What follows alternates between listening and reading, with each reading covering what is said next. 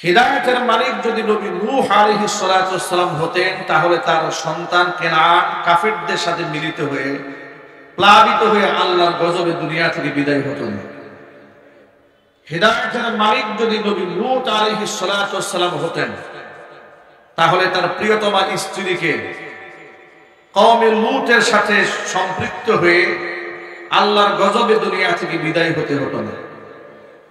হিদায়াতের মালিক যদি নবী ইব্রাহিম আলাইহিস সালাতু ওয়াস সালাম হতেন, কলিজার টুকরা পিতা আযরকে মুশরিক অবস্থায় দুনিয়া থেকে বিদায় নেওয়ার প্রয়োজন হতো না। হিদায়াতের মালিকানা যদি দু জাহানের বাদশা ইমামুল মুরসালিন রাহমাতুল লিল আলামিন খাতামুল আম্বিয়া নবিয়ুনা মুহাম্মদুর রাসূলুল্লাহ সাল্লাল্লাহু আলাইহি ওয়াসাল্লামের হাতেই থাকতো হিদায়াতের মালিকানা, আল্লাহর হাবিবের প্রিয় ভাজন কলিজার টুকরা চাচা আবু তালেব ঈমান হারা হয়ে দুনিয়া থেকে বিদায় নিতেন। কথা বলতে হবে, ঠিক কি না? যেখানে আম্বিয়া আলাইহিমুস সালাতু ওয়াস সালাম হিদায়াতেরই মালিক ছিলেন না, যেখানে আম্বিয়া আলাইহিমুস সালাতু ওয়াস সালাম মানুষের হিদায়াতের মালিক নন, ভালো মন্দ করার মালিক নন, মানুষের চাহিদা পূরণ করার মালিক নন, চাহিদা পূরণ করার এককভাবে মালিক কে? আল্লাহ।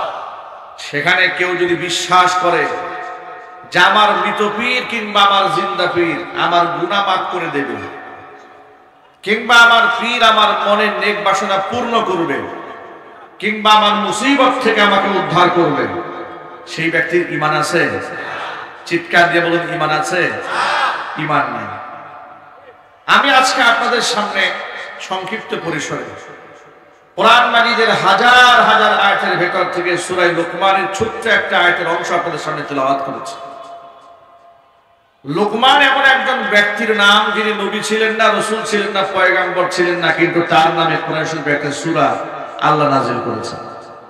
আল্লাহ পাকের বড়ই মাহবুব পেয়ারা বান্দা তিনি ছিলেন। মানুষদেরকে শিরিক থেকে বিরত থাকার আহ্বান জানাতেন, বেদাত কুফর থেকে কুসংস্কার থেকে বিরত থাকার তিনি আহ্বান জানাতেন। আল্লাহ পাকের কাছে তিনি এতটাই প্রিয় ভাজন হয়েছিলেন, এতটাই পছন্দের পাত্র হয়েছিলেন, আল্লাহ রাব্বুল আলামিন হিকমার নূরে তার অন্তরকে আলোকিত করে দিয়েছিলেন।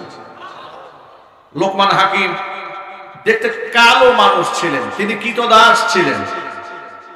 সামাজিকভাবে যে একেবারে ধনাঢ্য ব্যক্তি, অচল প্রচুর পরিমাণ সম্পদের মালিক এমন ছিলেন না, একেবারেই সাদামাঠা কৃতদাস ছিলেন, কিন্তু হিকমাতে পরিপূর্ণ ছিল। কারণ সম্মান এবং ইলম এই দুটো দান করার মালিককে আল্লাহ রাব্বুল আলামিন তাকে ইলম দান করেছিলেন। লোকমান হাকিম কৃতদাস হওয়ার পরেও ইলমে এবং হিকমাতে পরিপূর্ণ হওয়ার কারণে তিনি যে কথাগুলো বলতেন, তার কথাগুলো শোনার জন্য অজস্র মানুষ ভিড় জমিয়ে বড় প্রান্তরে দাঁড়িয়ে থাকত। লোকমান হাকিম একদিন বক্তৃতা করছিলেন মানুষের সামনে, অসংখ্য লোকেরা দাঁড়িয়ে আছে, মাঝখান থেকে একজন লোক দাঁড়ালেন।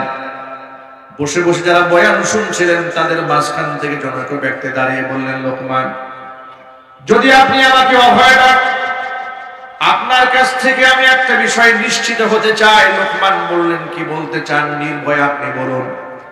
লোকটা বলল, আপনার মতো দেখতে হুবহু এরকম চেহারা, এমন গায়ের রং একটা লোক ছোটবেলায় আমার সাথে মেষ ভেড়া বকরি মাঠে ময়দানে চড়াতো, আপনার মতোই চেহারা। লোকটা কি আপনি নাকি? লোকমান হাকিম এত বড় হওয়ার পরে তিনি অতীতকে ভুলে গেলেন না, আত্মপরিচয় তিনি ভুলেননি। তিনি বললেন, আল্লাহর বান্দা, যে লোকটা ছোটবেলায় তোমার সাথে মেষ পালন করত, ভেড়া বকরি দুম্বা ময়দানে চড়াতো, আমি সেই লোকমান। অবাক বিস্ময়ে তিনি বললেন, লোকমান, আমি যে রাখাল ছিলাম আজও সেই রাখালই আছি, কিন্তু আপনি রাখাল থেকে আজকে হাকিম হয়ে গেলেন। আপনার কথা শোনার জন্য এত মানুষ জমা হয়ে যায়, এর কারণটা কি? লোকমান হাকিম বললেন, আমি কয়েকটা মূলনীতির উপর আমল করেছি, আল্লাহ পাক আমাকে মর্যাদা দান করেছেন। তুমিও যদি ওই মূলনীতির উপর আমল করো, আল্লাহ পাক তোমাকেও লোকমান হাকিম বানিয়ে দিবে। লোকমান হাকিম বললেন, আল্লাহর বান্দা শোনো, আমি আমার এই জবানে কোনোদিন বেহুদা অনর্থক কোনো কথা আমার জবান থেকে আমি উচ্চারণ করি নাই, বিনা প্রয়োজনে কোনো কথা বলি নাই। যা বলেছি প্রয়োজনে কথা বলেছি, কখনো মিথ্যা কথা বলি নাই, নাহক বলি নাই। আল্লাহ পাক আমার এই জবানের এমন মর্যাদা দান করে দিয়েছেন, এই জবান থেকে সূক্ষ্ম সূক্ষ্ম কথাগুলো বের হয়ে যায়, আর সে কথাগুলো শোনার জন্য আরব জাহান সহ গোটা দুনিয়ার মানুষগুলো পাগল করা হয়ে যায়।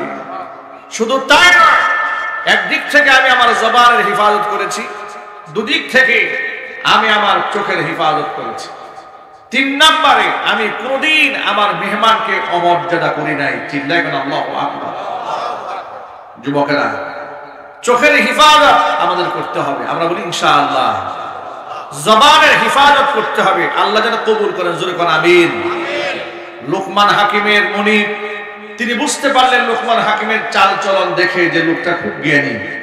তার জ্ঞানের গভীরতাকে যাচাই করার জন্য তিনি একটা কৌশল অবলম্বন করলেন। লোকমানকে ডেকে বলেন, লোকমান তুমি আজকে একটা খাসি জবাই করবে। খাসি জবাই করে ওই খাসির সর্বোৎকৃষ্ট 2টা অঙ্গ কেটে আমার সামনে হাজির করবে। লোকমান হাকিম খাসি জবাই করলেন। খাসি জবাই করে ওই খাসির সবচেয়ে দামি 2টা অংশ কেটে মনিবের সামনে হাজির করলেন। মনিব তাকায় দেখে খাসির জিহ্বা আর তার হার্ট, তার কাল, হৃৎপিণ্ডটা কেটে লোকমান হাকিম মনিবের সামনে দিয়ে দিয়েছে। মনিবের সামনে তিনি বুঝাতে চাইলেন যে একটা দেহের মধ্যে জবান এবং হার্টের চেয়ে গুরুত্বপূর্ণ আর কোনো অংশ নাই। কিছুদিন যাওয়ার পরে লোকমান হাকিমের মনিব আবার ডাকলেন, লোকমান এদিকে আসো, আজকে তুমি আরেকটা খাসি জবাই করবে। ওই খাসি জবাই করে খাসির সবচাইতে নিকৃষ্ট 2টা অংশ কেটে আমার সামনে আজকে হাজির করবে। লোকমান হাকিম এবার খাসি জবাই করলেন। খাসি জবাই করে তিনি এবার 2টা অঙ্গ, নিকৃষ্ট অঙ্গ 2টা কেটে মনিবের সামনে হাজির করে দিয়েছেন। মনিব এবার তাকায় দেখে সর্বোৎকৃষ্ট অঙ্গ কাটা কথা বলার পরে তিনি যেই 2টা অঙ্গ কেটে নিয়ে এসেছিলেন, এবার সর্বনিকৃষ্ট অঙ্গ কথা বলার পরে তিনি সেই অঙ্গ 2টা নিয়ে এসেছেন। লোকমান হাকিমের মনিব জিজ্ঞেস করলেন, ব্যাপারটা কি লোকমান? সবচেয়ে ভালো অঙ্গ আনতে বলেছিলাম, তুমি জিহ্বা আর হৃৎপিণ্ড কেটে নিয়ে আসছিলা। সবচেয়ে খারাপ অঙ্গ কেটে আনতে বললাম, তুমি আবার জিহ্বা এবং হৃৎপিণ্ড কেটে আনলে, কারণটা কি? লোকমান হাকিম মনিবকে জবাব দিয়ে বলছেন, মনিব, একটা দেহের মধ্যে সবচেয়ে গুরুত্বপূর্ণ অঙ্গ হচ্ছে জিহ্বা এবং কল্প। কোন দেহ যদি ভালো হয়, উৎকৃষ্ট মানের হয়, গোটা দেহের মধ্যে কল্প এবং জবানের চেয়ে দামি সম্পদ আর থাকে না। আর ব্যক্তি যদি নিকৃষ্ট হয়, তাহলে এই জবান আর কল্পের মতো নিকৃষ্ট কোনো জায়গা দেহের মধ্যে আর থাকে না। কথা বলতে হবে, ঠিক কিনা বলেন? আজকে গোটা দুনিয়ার দিকে একটু তাকিয়ে দেখুন, পৃথিবীতে যত মানুষ সম্মানিত হয়েছে, অধিকাংশ মানুষ সম্মানিত হয়েছে এই জবানের কথার কারণে। আবার যত মানুষ অসম্মানিত হয়েছে, জুতার বাড়ি খেয়েছে এই মুখের কথার কারণে খেয়েছে। অতিরিক্ত কথা বলা, অতি কথন বলা, বাচালগিরি করা, অপ্রাসঙ্গিক কথা বলা, এগুলা বলে বলে সমাজের মধ্যে ফাসাদ তৈরি করে, ফাসাদ বরবা করে। এই যে দেশের মধ্যে যত শ্রেণীর বুদ্ধিজীবী আছে, যত প্রকারের নারীবাদ আছে, যত প্রকারের কথা করে ট্রান্সজেন্ডার আছে, এগুলা অতি গঠন, বেশি বুদ্ধিগিরি দেখাতে দেখাতে এমন কুবুদ্ধি জাতির সামনে উপস্থাপন করে পাবলিক যেখানে পায় সেখানে জুতা পিটা করে। গুরুত্বপূর্ণ অঙ্গ হচ্ছে জবান। এই জবানের বলে খেলাপি করা যাবে না। প্রিয় ভাইরা, আজকে আপনাদের সামনে সংক্ষিপ্ত আকারে একটা কথা বলতে হয়। লোকমান হাকিম মানুষদেরকে যতগুলো বিষয় উপদেশ দিয়েছেন, এমনকি তার নিজের কলিজার টুকরা সন্তানকে যে ভাষায় তিনি নসিহত করেছেন, এই ভাষাগুলোর মধ্যে গুরুত্বপূর্ণ কয়েকটা পাঠ আছে। এই পাঠের মধ্যে একটা অংশ হচ্ছে, ইয়া বুনাইয়া লা তুশরিক বিল্লাহ, হে আমার কলিজার টুকরা ছেলে, তুমি আল্লাহর সাথে শরীক স্থাপন করবে না। কেন করবে না? ইন্না শিরকা লা যুলমুন আযীম, আল্লাহর সাথে শরীক স্থাপন করা এটা বড় মারাত্মক গুনাহ, এটা ভয়াবহ গুনাহ, এটা এমনই গুনাহ নবী করিম সাল্লাল্লাহু আলাইহি সাল্লাম বলেছেন, আলা উনাব্বিউকুম বিআকবারিল কাবাইর, আমি কি তোমাদেরকে কবিরা গুনার মধ্যেও সবচেয়ে জঘন্যতম কবিরা গুনার ব্যাপারে বলে দেব না? সাহাবায়ে কেরাম বলে, নিশ্চয়ই বলে দেবেন। আল্লাহর হাবিব বললেন, আকবারুল কাবাইরি সালাসা, কবিরা গুনার মধ্যে সবচেয়ে নিকৃষ্টতম কবিরা গুনাহ, ভয়াবহ গুনাহ হচ্ছে তিনটি। এর মধ্যে এক নাম্বার হচ্ছে আল ইশরাকু বিল্লাহ, আল্লাহর সাথে শরীক স্থাপন করা। দুই নাম্বার হচ্ছে আল উকুকুল ওয়ালিদাইন, পিতামাতার সাথে নাফরমানি করা। তিন নাম্বার হচ্ছে কাউলুজ জুর আও শাহাদাতুজ জুর, মিথ্যা কথা বলা অথবা মিথ্যা সাক্ষ্য প্রদান করা। আর ইশরাকু বিল্লাহ, প্রথমটা হচ্ছে আল্লাহর সাথে শরীক স্থাপন করা। নবী করিম সাল্লাল্লাহু আলাইহি ওয়াসাল্লাম বলেছেন, কিয়ামতের আগে উম্মতে মুহাম্মাদের বিরাট একটা অংশের লোকেরা শিরকের মধ্যে মুবতালা হয়ে যাবে। আজকে বর্তমান সমাজের চিত্র একটু ভালো করে লক্ষ্য করেন। অসংখ্য মুসলমানের সন্তানেরা আজকে খুব মনের আনন্দে পূজা মণ্ডপে গিয়ে মূর্তি পূজারীদের সাথে আনন্দ উদযাপন করছে। কথা বলেন ঠিক কিনা বলেন? শুধুমাত্র সমাজের কিছু শ্রেণীর লোকেরা যাচ্ছে তা নয়, একেবারে সমাজের এলিট শ্রেণী, এলিট পিপল, একেবারে ফার্স্ট ক্লাস শ্রেণীর লোকেরাও যাচ্ছে। গিয়ে কি বলছে? গিয়ে বলছে রামা রামা কৃষ্ণা কৃষ্ণা। মুসলমান, কুখ্যাত মুসলমান, তিনি বলছেন রামা রামা কৃষ্ণা কৃষ্ণা। এটা বলে এখানটা হয় না, সে বলছে জয় জগন্নাথের জয়। এই কথা বলে এখানটা হয় না, সে বলেছে আজকে থেকে আমরা হিন্দু ভাইদের সাথে একাত্মতা ঘোষণা করলাম। আমি এটা একটা জেনারেল কোশ্চেন, যারা এর সামনে বসে আছেন তাদের কাছে এটা হচ্ছে ক্লাস 1 এর প্রশ্ন। আপনারাই জবাব দিয়ে বলেন, যতটুকু ঈমান আপনাদের আছে সেই ঈমান থেকেই বলবেন। কোন মুসলমানের বাচ্চা যদি এমন কথা বলে যে আজকে হিন্দু ভাইদের সাথে আমরা একাত্মতা ঘোষণা করলাম, ওর ঈমান আছে? একটু চিৎকার দিয়ে বলতে হবে, ওর ঈমান আছে? এমন ব্যক্তি যদি শিক্ষা কারিকুলামের গুরু ঠাকুর হন, তাহলে সেই শিক্ষা যে জাহান্নামে যাবে এটা তো আর ব্যাখ্যা করে বলার দরকার নেই। আমি আশ্চর্যান্বিত হয়ে যাই, মানুষ লেখাপড়া করে এমন রাম ছাগল হয় কি করে? কথা বলতে হবে ঠিক কিনা বলেন? ন্যূনতম জ্ঞান যদি কারো থাকে, মুসলমানের সন্তান হয়ে বলে কি করে যে আপনি শিরকের সাথে একাত্মতা ঘোষণা করার পরে আপনার ঈমান থাকলো কি করে? কথা বলেন না ঠিক কিনা বলেন? শুধুমাত্র ওই সমস্ত বেওকুফ নাদানরা যে মানুষের মধ্যে শিরিক প্রচার করে তা নয়। আমার বলতে কোনো দ্বিধা নাই, আপনাদের সামনে আমি এই মুহূর্তে প্রমাণ উপস্থাপন করতে পারবো। বাংলাদেশে যতগুলি ভণ্ড মাজার পূজারী এই বাংলাদেশে আছে, তারা এই সমাজের মধ্যে শিরিক এবং বেদাতের প্রচারের সবচেয়ে বড় ডিলার।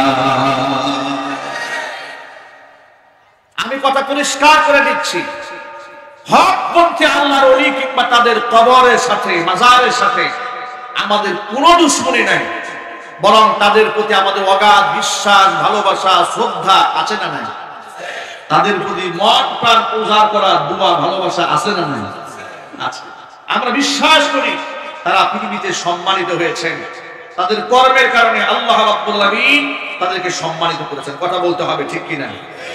কিন্তু তাদের নাম বিক্রি করে, তাদের নাম বিক্রি করে গান বাজনার আসর, ঢোল তবলার আসর, নারী পুরুষের অবাধ মেলামেশা, নাচানাচি, কুদাকুদি, ধর্মের নামে এই ভণ্ডামি দেশে আসে না? মাত্র 2 দিন আগে একটা ভিডিও এসছে আমাদের কাছে। সারা বাংলাদেশে এই সমস্ত ভণ্ড মাজার পূজারীদের বিরুদ্ধে আমরা সারা বছর আপনাদেরকে সতর্ক করে এসেছি, যারা কিন্তু মানুষের ঈমান হরণ করে। আমরা যদি মাজার পূজারীদেরকে মাজার পূজারী বলি, তারা আমাদের বিরুদ্ধে অভিযোগ তোলে যে আমরা তো মাজার পূজা করি না, আমরা অলি ভক্ত, মাজার পূজা আমরা করি না। এভাবে আমাদেরকে তারা পাবলিকলি ধোঁকা দিয়ে পাবলিককে বোকা বানাবার চেষ্টা করে। মাজার পূজা কাকে বলে আমি আপনাদেরকে একটুখানি দেখাচ্ছি। চট্টগ্রামের কুখ্যাত বক্তা, নাম নাকি তার জাহাঙ্গীর, সে একটা দরবারও খুলে বসছে, নাম দিয়েছে দরবারে জাহাঙ্গীরিয়া।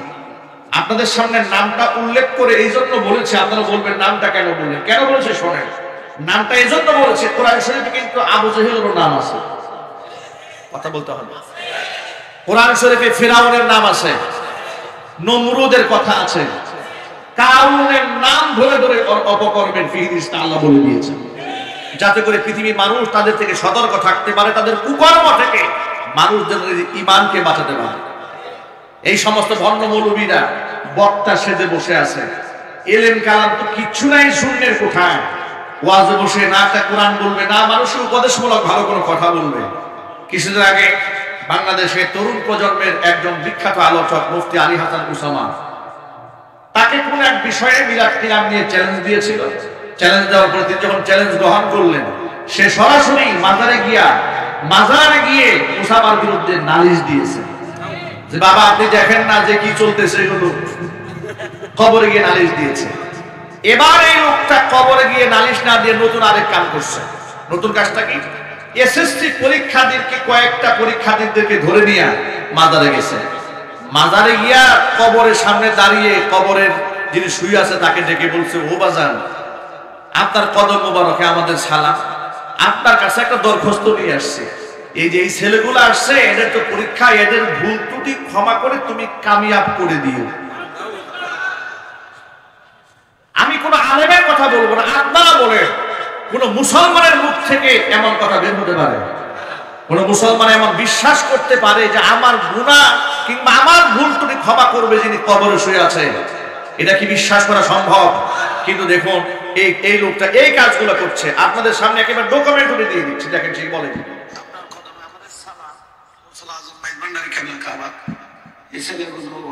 সামনে পরীক্ষা কিনারে বৃহস্পতিবারে আপনার কাছে দরখাস্ত দেওয়ার জন্য আপনার কাছে এসেছে। ভুল ত্রুটি মার্জনা করে তাদেরকে একটু কামিয়াবি করিও, ইমতিহানে কামিয়াবি, আল্লাহ তাদেরকে কবুল করবে। দরখাস্ত নিয়ে গেছে বাচ্চাদের পরীক্ষায় পাস করার জন্য, দরখাস্ত নিয়ে গেছে কবরে। নাউজুবিল্লাহ কি বাড়ি গিয়ে বলবেন? আবার বাচ্চাদের ভুল ত্রুটি ক্ষমা করে দিয়ে বাচ্চাদেরকে ভুল ত্রুটি ক্ষমা করতে বলছে কবরে শুয়ে থাকা লোকটাকে। আল্লাহর কসম, এরা নিজেদেরকে সুন্নি বলে দাবি করে, আল্লাহর কসম এরা সুন্নি নয়, এরা মুশরিক। কথা বলতে হবে ঠিক কি বলে? এরা হচ্ছে শিরিক এবং বেদাতের ডিলার নিয়ে ঘুরে বেড়াচ্ছে। গোটা বাংলাদেশটাকে এরা অশান্ত করে তুলছে। যখন গোটা বাংলাদেশের শিক্ষা সিলেবাস নিয়ে, মুসলমানের ঈমান নিয়ে, পর্দাপুশিতা নিয়ে, ইসলামী তাহজিব তামাদ্দুন নিয়ে ষড়যন্ত্র হয়, তখন এরা মুখের মধ্যে কুলুপ এঁটে বসে থাকে। আবার মিলাদ এবং আপনার বিরিয়ানির প্যাকেট দেখে সবগুলা পাগলের মতো সামনে কাতারে গিয়ে দাঁড়িয়ে যায়। আমার বক্তব্য হচ্ছে বাতিলের বিরুদ্ধে জীবনে কথা বলে না, কিন্তু কবরের পাশে গিয়ে মৃত ব্যক্তির কাছে বিচার দাও, মৃত ব্যক্তির কাছে আত্মনাদ করো। আল্লাহর কসম করে বলি, এই লোক যে বোঝা বলেছে কবরের সামনে গিয়ে, যতক্ষণ না পর্যন্ত সে প্রকাশ্যে তওবা না করবে, যারা কিনে বলেছে তারা কিনা প্রকাশ্যে সে তওবা ঘোষণা না করবে, গোটা জাতি একে মুসলমান হিসেবে গ্রহণ করতে পারে না, মুসলিম ছাড়া কিচ্ছু নয়।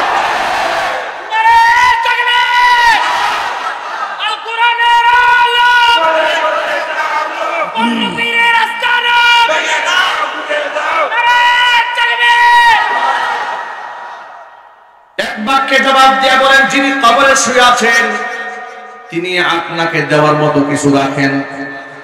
তার দেওয়ার কোন ক্ষমতা আছে? যিনি দিবেন তিনি একমাত্র কে? ওরাই গান বানিয়েছে, বাবা তোমার দরবারে কেউ ফিরে না খালি হাতে। নাউযুবিল্লাহি মিন যালিক। পৃথিবীর মধ্যে একমাত্র দরবার আল্লাহর দরবার, যে দরবার থেকে কেউ খালি হাতে ফিরে যায় না। ভণ্ড আক্রোশীর দরবার থেকে এক বক্তা মাইকের সামনে বয়ান করে বলছে, এই দরবারে মুরিদ হইয়া যদি কেউ মারা যায়, কবরে তার কাছে ফেরেশতা সওয়াল জবাব করতে আসবে না। এই ভণ্ডামি জাতির সামনে বছরের পর বছর তারা করে যাচ্ছে। আমরা যখন এই ভণ্ডদের বিরুদ্ধে কথা বলি, আমাদেরকে বলে এগুলো হচ্ছে ওয়াহাবি হুজুর। কথা বলে ঠিক কিনা বলে? আমাদেরকে বলে আমরা ওলিয়া আউলিয়া বিরোধী হুজুর, আর ওনারা ওলিয়া আউলিয়া পক্ষের হুজুর। 5 ওয়াক্ত নামাজের পরিবর্তে 6 ওয়াক্ত গাঁজা টানেন। ঠিক কিনা বলেন? ওলিয়া আউলিয়ারা কি তোমাদেরকে গাঁজা খেতে শিখিয়ে দিয়েছেন? তাহলে তাদের নাম বিক্রি করে ভণ্ডামি করো কেন? শিরিক বেদাত করো কেন? মনে রাখবেন, আলেমদের দায়িত্ব শুধুমাত্র সৎ কাজের আদেশ দেওয়া নয়, সৎ কাজের আদেশ দেওয়ার পাশাপাশি অসৎ কাজ থেকে মানুষকে নিষেধ করা, এটা আলেম ওলামাদের নীতি এবং নৈতিক দায়িত্ব। মনে রাখবেন, এই সমাজের মধ্যে কিছু কিছু আলেমরা মানুষের কাছে, সর্বশ্রেণীর মানুষের কাছে জনপ্রিয় হয়ে থাকে, আবার কিছু কিছু মানুষরা, কিছু কিছু উলামারা সমাজের বাতিলদের রক্ত চক্ষুশূলে পরিণত হয়ে যায়। কথা বলেন, কিছু কিছু আলেম আছে এমন গুলালু মার্কা, এগুলা সব তরকারিতে চলে, ঠিক না? হলুদের মতো সব জায়গায় এগুলোর ব্যবহার হয়। এগুলো আস্তিকের দরবারেও পাবে, নাস্তিকের দরবারেও পাবে, মুশরিক বেঈমানদের দরবারেও পাবে, সব দরবারে এদেরকে পাওয়া যাবে। এদের প্রতি রাম বা নাস্তিক বেঈমান সবাই খুশি। এমন কিছু মৌলবী নাই বাংলাদেশে? একটু জোরে বলতে হবে, নাই? দেখবেন বাতিলদের এবং নাস্তিকদের দৃষ্টিতে এরা হচ্ছে আধ্যাত্মিক হুজুর। কি হুজুর? আধ্যাত্মিক হুজুর। আর যারা অসৎ কাজ থেকে বাধা দেয় এরা হচ্ছে উস্কানিমূলক হুজুর, উগ্রপন্থী হুজুর, মৌলবাদ হুজুর, ঠিক কিনা? এই শব্দগুলো ওরা আবিষ্কার করেছে। কিন্তু আমি আপনাদেরকে আজকে একটা মূলনীতি বলবো। সেই মূলনীতি হচ্ছে কোরআন মাজিদে আল্লাহ সুবহানাহু ওয়া তাআলা বলে দিয়েছেন সূরা লুকমানের মধ্যে, যে আয়াত আপনাদের সামনে আমি তেলাওয়াত করেছি। লুকমান হাকিম তিনি তার সন্তানকে যে নসিহত করেছেন, গুরুত্বপূর্ণ একটা অংশ হচ্ছে শিরক করা যাবে না। আল্লাহ পাক যেন শিরকের মতো ভয়াবহ গুনাহ থেকে আমাদের সকলকে হেফাজত করেন। জোরে বলেন আমিন। শিরকের সাথে আমাদের কোনো সম্পর্ক থাকবে, আল্লাহ যেন আমাদের সকলকে মাহফুজ থাকার তৌফিক দান করেন। দেখুন, প্রসঙ্গক্রমে ছোট্ট একটা কথা বলি। কিছুদিন পরে লাইলাতুল মাসের মধ্য রজনী, ভারত, পাকিস্তান, বাংলাদেশ, আমাদের এই উপমহাদেশে এটাকে শবে বরাত হিসেবে উল্লেখ করা হয়। এই শবে বরাত নিয়ে গোটা বাংলাদেশের মধ্যে একটা শ্রেণী আছে, খুব মাঠকে ঘোরাতে করছে বেশ কয়েকটা বছর ধরে আমরা দেখতে পাচ্ছি। শবে বরাত নিয়ে এই উপমহাদেশে আছে বাড়াবাড়ি, আছে ছাড়াছাড়ি। বাড়াবাড়ি যেমন কি আছে, চরম পর্যায়ে বাড়াবাড়ি, এটাকে লাইলাতুল কদরের চাইতেও দামি মনে করেন। সারা রাত জেগে থাকবে যুবকরা, ইয়াং ছেলেরা মোটর বাইক নিয়ে গোটা শহর ঘুরে বেড়াবে। সারা রাত ঘুম যেন না আসে, প্রয়োজনে বিড়ি খাবে কিন্তু ঘুমাবে না। কথা বলেন, দেখে বলছি, দেখে গাজীপুরে একদিন দেখি রাত বাজে প্রায় 1:30, তো এক ছেলে বিড়ি খাচ্ছে। আমি বললাম যে ভাই, এই গভীর রাত জেগে কষ্ট করে বিড়ি খাচ্ছে, হুজুর ঘুম আসতেছে, তাই জেগে থাকার তো অনেক সওয়াব আছে, এই জন্য বিড়ি খায় আর রাতটা জাগায় দিচ্ছে। এভাবে বিড়ি খেয়ে সে রাত কাটিয়ে দিচ্ছে। একদিক থেকে বাড়াবাড়ি, এই রাতটাকে লাইলাতুল কদরের চেয়ে গুরুত্বপূর্ণ মনে করা, এক পর্যায়ে বাড়াবাড়ি। এমনকি হালুয়া রুটি বানিয়ে এটাকে একটা হালুয়া রুটি দিবস বানানো, এটা আরো মারাত্মক ফিতনা। আপনার এই রাতটা পৃথিবীর সমস্ত মুহাক্কিক, উলামা এবং ফুকাহাদের কাছে গুরুত্বপূর্ণ একটা বিষয় হচ্ছে এটা একটা ফজিলতপূর্ণ রাত, ঠিক কিনা? এই রাতকে আপনি ইবাদতের মাধ্যমে উদযাপন করেন, আল্লাহর কাছে সাহায্য প্রার্থনা করেন, কান্নাকাটি করেন। 11 জন সাহাবী থেকে বিশুদ্ধ সূত্রে বর্ণিত আছে, নবী করিম সাল্লাল্লাহু আলাইহি ওয়াসাল্লাম বলেছেন, ইন্নাল্লাহা সায়াত্তালিউ ইলা খালকিহি ফি লাইলাতিন নিসফি মিন শাবান। শাবান মাসের মধ্য রজনীতে আল্লাহ পাক তার গোটা সৃষ্টিকুলের দিকে বিশেষ দৃষ্টি আরোপ করেন। ফায়াগফিরু লিজামিই খালকিহি, তিনি তার সমস্ত সৃষ্টিকুলকে ক্ষমা করে দেন এই রাতে, দুইটা শ্রেণীর লোক বাদ দিয়ে, ইল্লা লিল মুশরিকিন আও মুশাহিদিন। একমাত্র মুশরিক, তাকে আল্লাহ মাফ করেন না। আরেক হচ্ছে মুশাহিদ, যেই ব্যক্তি হিংসুক, ওকে আল্লাহ মাফ করে না। মানুষের প্রতি যার বিদ্বেষ আছে অন্তরে, আল্লাহ তাকে মাফ করে না। যার শিরকের গুনার মধ্যে মুবতালা, আল্লাহ তাকে মাফ করে না। প্রিয় ভাইরা, এখান থেকে কি বোঝা গেল? শিরিক থেকে বাঁচার দরকার আছে না নাই? শবে বরাতের রাতের ফজিলত পেতে গেলে আমাদেরকে শিরিক মুক্ত ঈমান রাখতে হবে, এমনকি সাথে সাথে হিংসা মুক্ত অন্তর রাখতে হবে। আল্লাহ যেন কবুল করে, জোর করে আমিন। কিন্তু এই রাতের ফজিলত থাকার পরও কিছু লোকেরা বলে শবে বরাত বলতে কোরআন হাদিসে কিছুই নাই। এই ধরনের কথা সমাজে প্রচলিত আছে না নাই? তারা কেন বলে শোনেন, তারা আবার একটা যুক্তি দাঁড় করিয়ে বলেন যে শবে বরাত এমন কোন শব্দ কোরআনেও নাই, হাদিসেও নাই। আপনাদের মনে রাখা উচিত, কোরআন হাদিসে হুবহু শব্দ থাকলে তার অস্তিত্ব থাকবে, হুবহু শব্দ না থাকলে অস্তিত্ব থাকবে না। কথাটি সঠিক নয়। কোরআন হাদিসে কোথাও নামাজের কথা নাই, কোরআন হাদিসে কোথাও রোজার কথা নাই, কোরআন হাদিসে কোথাও দুজকের কথা নাই, কোরআন হাদিসে কোথাও বেহেশতের কথা নাই। তাহলে কোরআন হাদিসে কি আছে? নামাজের কথা নাই, নামাজ শব্দ কোরআন হাদিসে কোথাও নাই। কোরআন হাদিসের মধ্যে আছে সালাত। কোরআন হাদিসে কি আছে? সালাত আছে। এরপরে রোজার কথা কোরআনে কোথাও নাই। হাদিসে কি আছে? সিয়াম আছে। কুতিবা আলাইকুমুস সিয়াম, কোরআনে হাদিসে সিয়াম আছে, রোজা শব্দ নাই। বেহেশত এই শব্দ কোরআনে নাই। কোরআনে আছে কি? জান্নাত। এরপরে দুজক নাই, কোরআনে আছে কি? জাহান্নাম আছে, নার আছে। তাহলে শব্দে শব্দে থাকলেই তার অস্তিত্ব থাকবে, শব্দ না থাকলেই সেটা নাই হয়ে যাবে। এটা একটা ভণ্ডামি যুক্তি ছাড়া কিছু নয়। শবে বরাত এভাবে কোরআন হাদিসে নাই। আছে কি? লাইলাতুন নিসফি মিন শাবান, শাবান মাসের মধ্য রজনী। আবার এই বিশুদ্ধ হাদিস দ্বারা পাওয়া গেল আল্লাহ পাক তার সৃষ্টি করে সব মানুষকে ক্ষমা করেন, মুশরিক আর হিংসুক ছাড়া।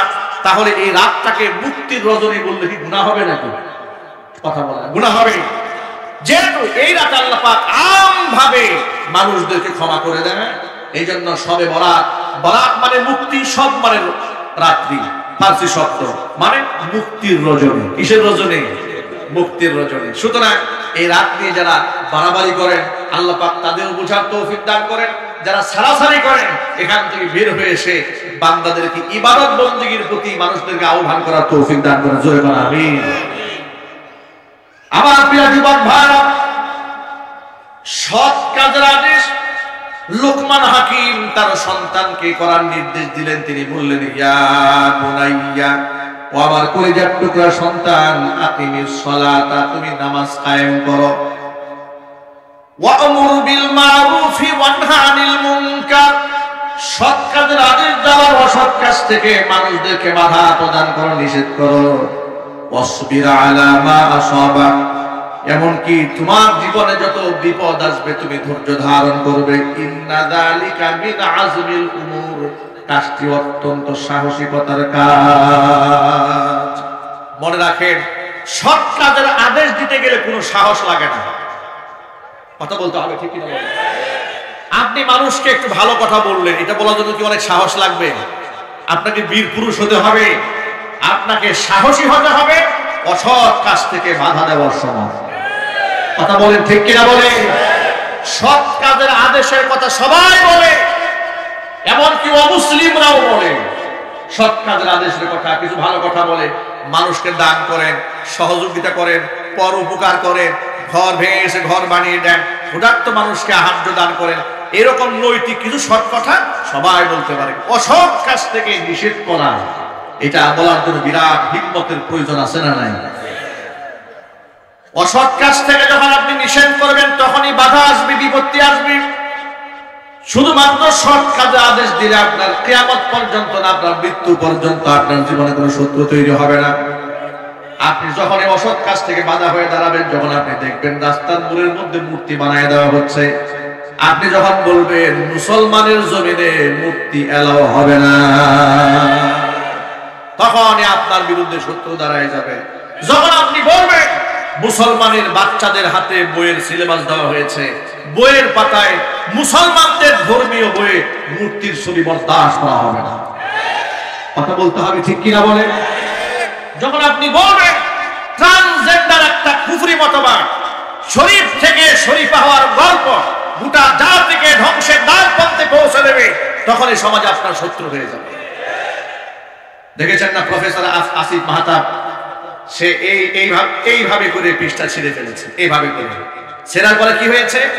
গোটা বাংলাদেশে বুদ্ধিজীবীদের কলিজার মধ্যে আগুন লেগে গেছে। প্রফেসর, ইন্ডিপেন্ডেন্ট ইউনিভার্সিটি প্রফেসর অধ্যাপক সারওয়ার সাহেব, তিনি একটি জাতীয় সেমিনারে বলেছিলেন, জানি সমকামিতার বিরুদ্ধে, ট্রান্সজেন্ডারের বিরুদ্ধে কথা বলার কারণে আমি এখন জীবন নিয়ে হুমকিতে আছি। আমাকে মৌলবাদ আখ্যা দেওয়া হয়েছে, আমি এখন একা হয়ে গেছি। আমি প্রফেসর আসিফ মাহতাব এবং প্রফেসর সারওয়ার সাহেবকে বলবো, ডক্টর সারওয়ার সাহেবকে বলবো, কোরআনে কারিমের মাহফিল থেকে ট্রান্সজেন্ডারের মতো একটি অভিশপ্ত, একটা জাতি বিধ্বংসী, একটি কুফরি মতাদর্শের বিরুদ্ধে আপনারা ভূমিকা পালন করে আপনারা একাকী হন নাই, আপনারা নিজেকে একা মনে করবেন না। গোটা পৃথিবীর 250 কোটি মুসলমান আপনাদের সাথে আছে।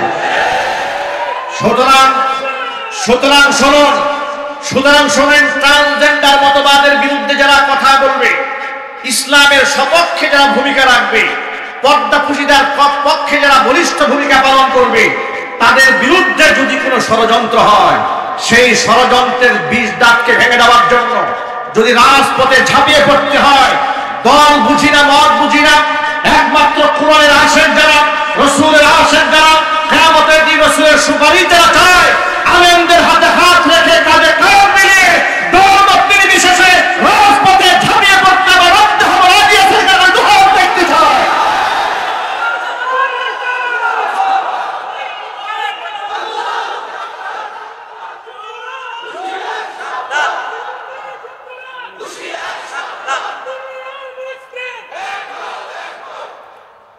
যুবকেরা ভয় পাওয়ার কোনো কারণ নাই।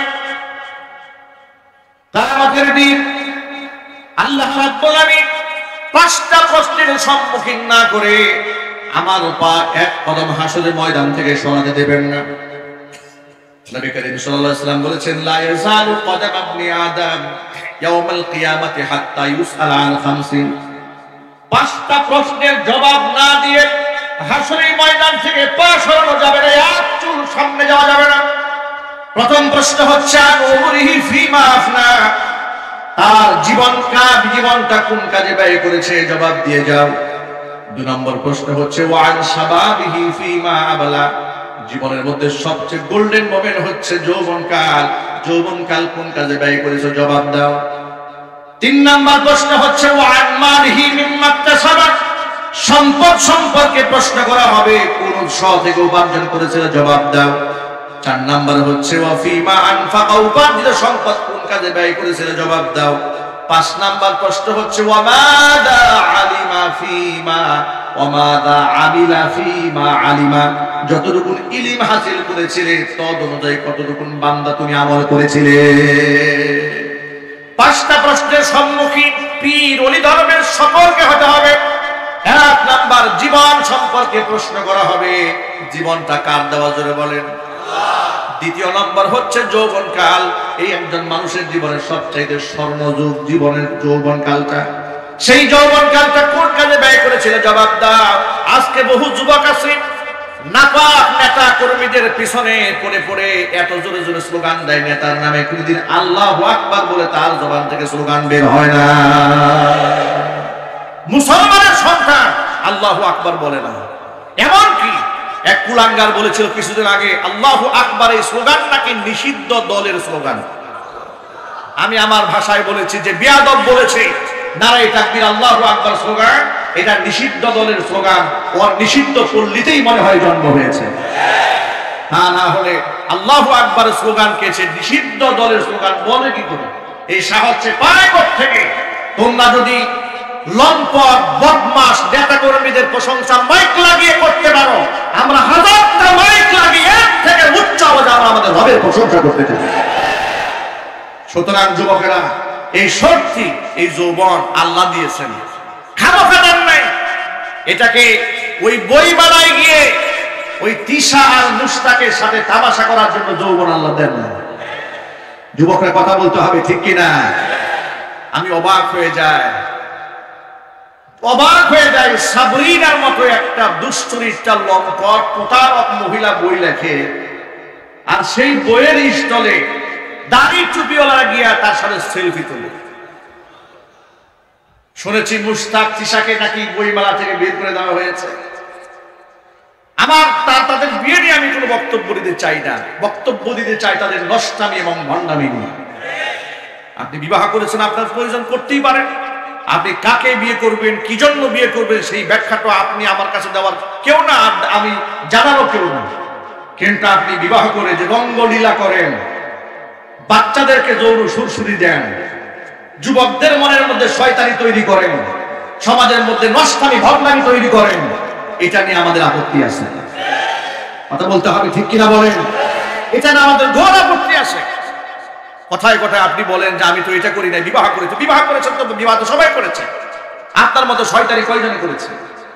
কথা বলতে হবে, ঠিক কিনা বলেন? তাদেরকে নাকি বইমেলা থেকে অপমান করে বের করে দেওয়া হয়েছে। আমি আজকে কোরআনের মাহফিল থেকে আহ্বান জানাবো, 3 বছর জেল খেটেছে সাবরিনা। করোনাকালীন সময়ে জাতির সাথে প্রতারণা করেছে, ভুল চিকিৎসা দিয়ে, ভুল সার্টিফিকেট দিয়ে, প্রবাসীদের সাথে ধোঁকাবাজি করেছে, মানুষের জীবন নিয়ে তারা হেস্তা করেছে। কথা বলেন, ঠিক কিনা? সেই লোক মহিলা নাকি বন্দিনী নামক বই লিখেছে এবং অশ্লীল অঙ্গভঙ্গিতে তিনি দাঁড়িয়ে থাকেন মেকআপ করে বইমেলায়। যুবকরা হুমড়ি খেয়ে পড়ে। যুবকরা লজ্জা করেন, আল্লাহকে ভয় করুন। আজকে শুনলাম, সেদিন দেখেছি পত্রিকাতে যে বইমেলাতে গাঁজাখুরদের গাঁজা ধোয়ার যন্ত্রণায় পাবলিক ঢুকাই মুশকিল হয়ে গেছে। যে বইমেলায় ইসলামিক বইয়ের স্টল থাকে না, সেখানে তো গাঁজার মেলা বসবেই। কথা বলেন, ঠিক কিনা? সুতরাং গাঁজা মুক্ত যদি বইমেলা বানাতে চান, তাহলে সেখানে ইসলামিক বইয়ের স্টল দিয়ে দেন। আলেম ওলামাদের অভয়ারণ্য বানিয়ে দেন, পীর বুজুর্গদের ঢোকার সুযোগ করে দেন। জাতির শ্রেষ্ঠ সন্তানরা যে বেলায় থাকে, সেখানে কোনো অশ্লীল কাজ হতে পারে না। যুবকের আমার, যৌবনটা আল্লাহ পাক দিয়েছে, এই যৌবনটা ইসলামের কাজে ব্যয় করতে হবে, কোরআনের পক্ষে কাজে লাগাতে হবে, ইনশাআল্লাহ বলেন। সুতরাং ট্রান্সজেন্ডারের মতো কুফরি মতবাদের বিরুদ্ধে গোটা বাংলাদেশের আলেম সমাজ সোচ্চার ভূমিকা পালন করছে। দেশের ইসলামিক আইকন এবং বুদ্ধিজীবী মহল থেকে আওয়াজ উঠেছে। এমনকি শিক্ষা সিলেবাসে এ পর্যন্ত যত প্রকারের কুসংস্কার, যত প্রকারের অশ্লীলতা বইয়ের পাতায় পাতায় পরতে পরতে ঢুকিয়ে দেওয়া হয়েছে, এগুলার পরিবর্তন করতেই হবে। যদি এটা পরিবর্তন করা না হয়, গোটা বাংলাদেশের আলেম সমাজ গোটা দেশের সব ধরনের মানুষদেরকে নিয়ে রাজপথে নামতে বাধ্য হবে। সুতরাং আমাদের লাস্ট ওয়ার্নিং, আমার আগামী প্রজন্মকে ঈমানকে ঠিক রাখার জন্য, আমার আগামী প্রজন্মের বাংলাদেশের তাহজিব, তামাদ্দুন, কৃষ্টি কালচারকে ঠিক রাখার জন্য যে সমস্ত কুফরি সংস্কৃতি বইয়ের পাতায় সিলেবাস দেওয়া হয়েছে, অনতি বিলম্বে সেগুলোকে প্রত্যাহার করে নিতে হবে। যদি প্রত্যাহার করা না হয়, সর্বশেষ আলেম সমাজ যদি আপনাদেরকে আহ্বান করেন, আপনারা সারা দিতে রাজি আছেন না? ইনশাআল্লাহ। কারা কারা রাজি আছেন? এবার হাত দেখতে চান। আল্লাহ তুমি সকল ভাইদেরকে ঐক্যবদ্ধ হওয়ার তৌফিক দান করুন।